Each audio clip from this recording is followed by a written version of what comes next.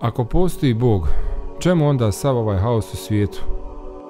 Tornada, zemljotresi postali su češći i jači, baš kao što je nagovijestio poslanik Muhammed sallallahu alejhi ve sellem. Nevjerovatno velik broj zemljotresa danas. Nekoliko stotina zemljotresa se desilo dok vam ja ovo govorim. Zajedno sa zaraznim bolestima, nasiljem, ratovima, okupacijama i nasiljem u porodici. To su ozbiljni problemi. Pa ako postoji Bog, zašto se sve to događa? Ovo ukazuje da osoba koja postavlja ovo pitanje nema osnovno razumijevanje onome što Islam podučava. Islam nas nikad nije učio da je ovo dženet. Šta? Mislio si da si u dženetu? Pogledaj što je rekao poslanik Muhammed sallallahu alejhi ve sellem. Rezimiraju ovu stvar kroz jednu od najjednostavnijih i najljepših poruka koju bi ikad mogli zamisliti. Dunjaluk je zatvor za vjernika, a dženet za nevjernika. Ovo materijalno postojanje u kojem se nalazimo i koje se zove dunjalučki život je zatvor pravom, istinskom vjerniku, ali je jedini raj za nevjernika.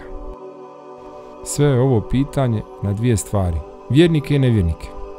Mi znamo, kao vjernici, da je ovaj dunjaluk najteža stvar kroz koju ćemo ikada proći. Jer kad ga prođemo, to je to, sve je završeno. Nećemo biti stavljani na druga iskušenja. Već ćemo vidjeti rezultate našeg ispita, a taj dio znate. Ali za nevjernika, ovo je njihov raj. I zato žele tako očajnički da postignu velike stvari ovdje. Luksuzna auta, prelijepe kuće, najbolju odjeću. Znate šta vam govorim, pokaži šta imaš. To je ono što oni traže. Dvojica će biti dovedeni na sudnjem danu. Jedan od njih je imao sve što je ikad zaželio na ovome dunjaluku. Pa čak i kad je bio na smrtnoj postelji, želio je da mu se pripremi gozba i dobiju je. A ovaj drugi nije imao ništa što je želio.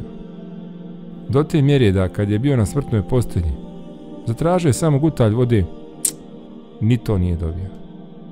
I na sudnjem danu, onaj koji imao sve, bit će stavljen u džehennemsku vatru. Samo na trenutak, kao kad u nešto zabodete iglu i odmah izvadite. Samo na taj jedan trenutak, cap! I bit će onda pitan, imao si sve u životu, jesi li ikada ikakvog hajra okusio? Reći će, tako mi Allaha, nikakvog hajra nisam okusio. Sve je postalo zaboravljeno.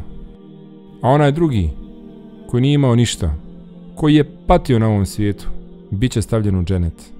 Samo na trenutak, kao kad zabodite iglu nešto i odmah izvadite. I on će onda biti pitan, jesi li išta loše osjetio u svome životu?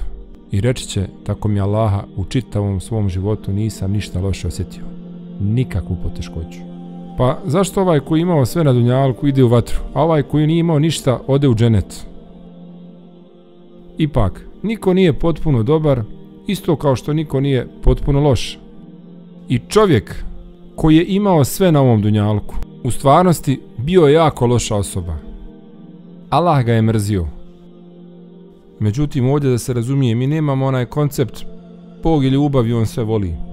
I svakoga, bez obzira koliko si loš, ne.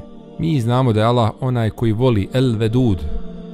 I voli svakoga i sve ono što je dobro, ali je kadar da strogo kažnjava. A to ne želite znati, vjerujte mi. Pa ovog čovjeka kojeg je Allah mrzio, koji uradio toliko monstruozno loših stvari ljudima, ipak je uradio nekih dobrih dijela. Pa mu je Allah platio to na ovom dunjaluku. Za svoja dobra djela. Samo da ne bi niti pomirisao dženet. Da bi bio bačen direktno u vatru. A drugi čovjek, ovaj gospodin, zapravo je bio jako dobar. I Allah ga je volio. Ali učinio par loših stvari, nekoliko grešaka. Ali zato što Allah ne želi da on čak niti pomiriše džehennemsku vatru, čak ni na nanosekundu, pa mu njegovu kaznu daje ovdje, na ovom dunjaluku, da bi mogao ići direktno u dženet. Zastani i razmisli, ima li sad smisla? Da li je zaista potrebno da bude sudnji dan?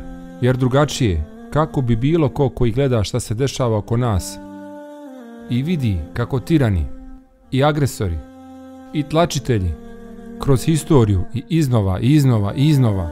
Ne samo da su pobijedili ratove, već su prošli sa ratnim trofejima.